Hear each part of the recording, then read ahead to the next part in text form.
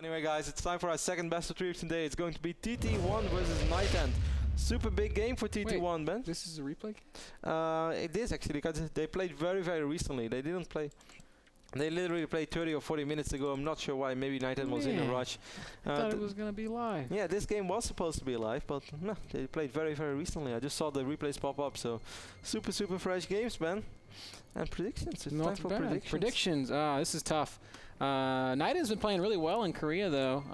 Although I feel like maybe the noise around him has quieted a bit since he was hanging out around the top 10 on the Korean ladder. I think TT1 has been playing exceptionally, and I hate to bet against him, but I think NightEnd, he's due for a win here. He's 2-3 in the division. 3-3 means that he can, you know, he's not out yet. No, he's still got wild card hopes. So I think NightEnd's going to be playing with extreme motivation to win. So I'm going to go ahead and choose NightEnd. Okay, well, I'm going to go with TT1, Ben. You know what my brother taught me, never bet against the streak, and I feel that TT1 is just on one of those streaks, and he's always performed very well in the NASL. I know that he's been playing a little bit of Diablo, but I'm also still seeing him online a lot at StarCraft 2, and, well, he was complaining a little bit about his shape in the previous days, but I know that he knows that this is a very, very big game. I don't say he must win it, but if he wins it, he's going to be in excellent shape to make it to the playoffs straight away as either a winner of his division or as one of the best number 2s. So I think TT1 is going to take it. Yeah, actually, it's funny that you mentioned his shape, because I was recently looking at a replay of him against one of the guys in the Razor House. He ran into our boy Gix on the ladder, and Gix flexed his Zerg muscle. Well, the Zerg muscles are not very fair, man. That's basically like steroids in an MMA fight. That's the joke I was setting you up for. That's what I was aiming for. But yeah, I mean, TT1's been playing such good StarCraft. It always makes me nervous when you say that he's been playing Diablo 2, because that game is dangerous. It sucks you in. It just grabs hold of you. It's really funny. I was talking to Andre. Andre and Chef were playing some Diablo together, and Andre said that in order to I guess, curb Chef's dependency on Diablo, he stole all of Chef's items. He went on Chef's account and took all of his stuff and sent it to his own character. No. Yes. That's so mean. Yeah, so Chef logged on and he had like a naked dude standing out in the middle of nowhere. And he was like, what the hell? And what did Andre say? I'm your friend? I'm doing this as a friend? Yeah, yeah. What did Chef say? He's like, I kind of want my stuff back. Oh, that's so mean. Yeah. So we see no zealot opening for TT1, but he's indeed instead going for the famous double gate opening. So he's just going to get 3 quick stalkers. His gate was a little bit quicker. I mean, his assimilator was a little bit quicker than the assimilator of NightEnd. But NightEnd is going for double gate as well. Neither of these guys opened zealot, so we're going to see complete identical build orders so far. Yeah, and I know that you like the 11 gate 3 stalker opening, Kev. It's kind of the one that you always talked about. But if I were a Protoss player, I think this is the build that I would use every time in PvP. This is basically the same as my build. Instead, it's a little bit more economical, and you're gonna have 2 gates straight away. The only thing is the 2 stalkers come out a little bit later than the other 3 stalkers would come out. But if you would meet in the middle of the map, or if you would just stand on your ramp, you're still gonna have the same amount of stalkers, but then you're gonna be more economical. Dude, can you see this probe? Wow, he's so hidden. There he is, pops out under the trees. That was like a ninja probe. TT1 is going for 2-gate robo, and I think he wants to put on some fake pressure over here on NightEnd, man. He brings a probe along, so I think what he wants to get is he's want to get a pylon up over here.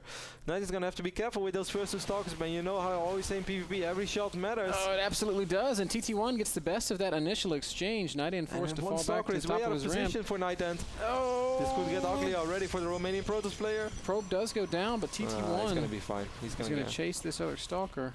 Nice micro. TT1 should have just walked on the high ground straight away. That would have definitely forced a panic reaction out of NightEnd. TT1 is definitely going to cancel this pylon. NightEnd playing with fire. And not TT1 too, man. Oh, 1 stalker is misreadied by TT1. No, he pays attention. Both these guys really intense micro battle here. Every unit matters so much in PvP, and it turns out both these guys are going to keep everything alive. Beautiful micro on either side. NightEnd already getting a couple of pylons up over here on the other side of the map, but both players are still on 2 gates, but NightEnd, his robo is so much later than the robo of TT1. Yeah, maybe because he was so preoccupied microing, maybe his build just that much different. NightEnd's got to be very careful, though. If he goes up this ramp, he's going to get force fielded. I don't think. You know what would have been a move of the Sentry ban? Well, during all this, NightEnd would have walked in a Sentry over here and then force field TT1 off his ramp. Wow, that would have been incredible.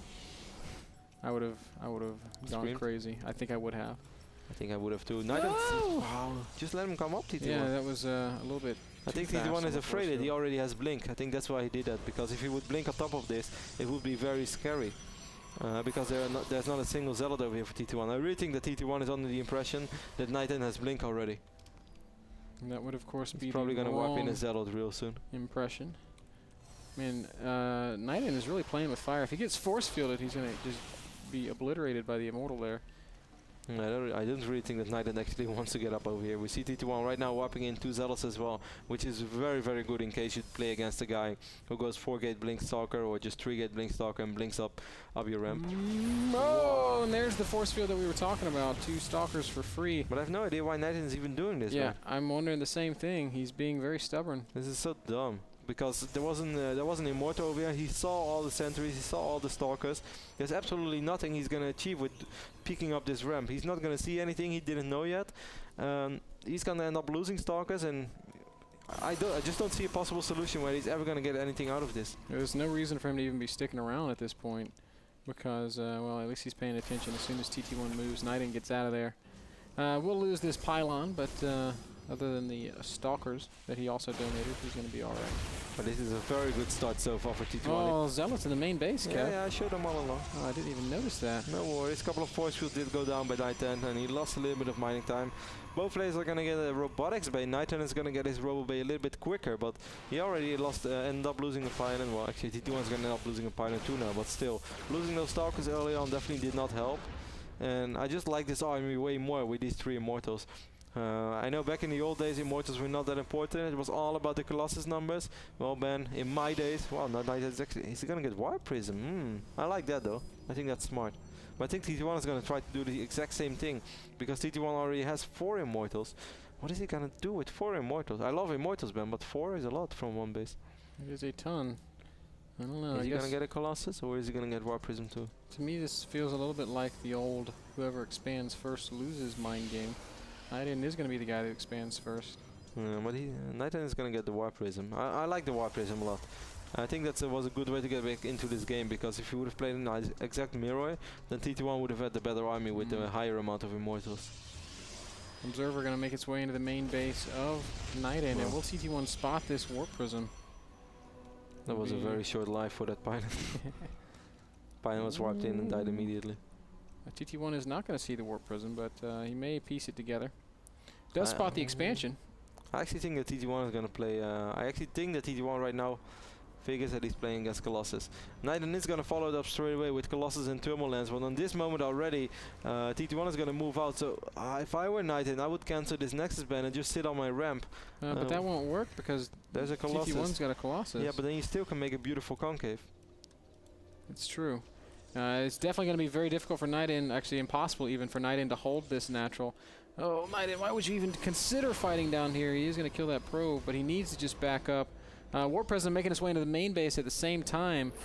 And they're going to start hammering away at the probes. But really, NightEnd, there's no chance. Oh, good force fields. Maybe I shouldn't say no chance. Good force field, picks up a few Zealots, but now there is that Colossus for TT1. He's going to warp in with reinforcements as well. TT1 is not mining though, man, so you could say that he pretty much has to win the game right here. We see Thermalance being researched. NightEnd is not producing a second Colossus. TT1 is going to have 2 Colossus. Oh, this is actually incredibly close. TT1's got to go up the ramp, but if he miscontrols this even a little bit, he's going to be stuck in a really bad spot. Colossus makes his way up to the top of the ramp. TT1 is doing a pretty good job of this. There's no force fields going on. Obviously, with the Colossus there, he can just crush the force fields. Guardian Shield being used pretty effectively. Oh, but now the force field does drop. The Colossus! Oh, Colossus survives with 3 HP, and that's so huge. Now the Immortals can go up. Now the Colossus falls, and there's no more energy for force field. One force field does go down on the ramp. Whatever happened to the Immortals back at home? Looks like they got picked off. He has to warp in. I think he's bringing them back. I don't know what happened with them, but the beautiful force field once more smart by NightEnd. I actually think that NightEnd has done it, man. I think actually you may be right. These Zealots so effective against the Immortals, and the Force Field has been the hero of the day. NightEnd really exhibiting beautiful control. Immortal does a great job pounding through these Stalkers, but he's going to die eventually. And that's it. TT1 forced to GG. And so much going on both sides. NightEnd just left those Immortals back at home to hammer away, and they did eventually die.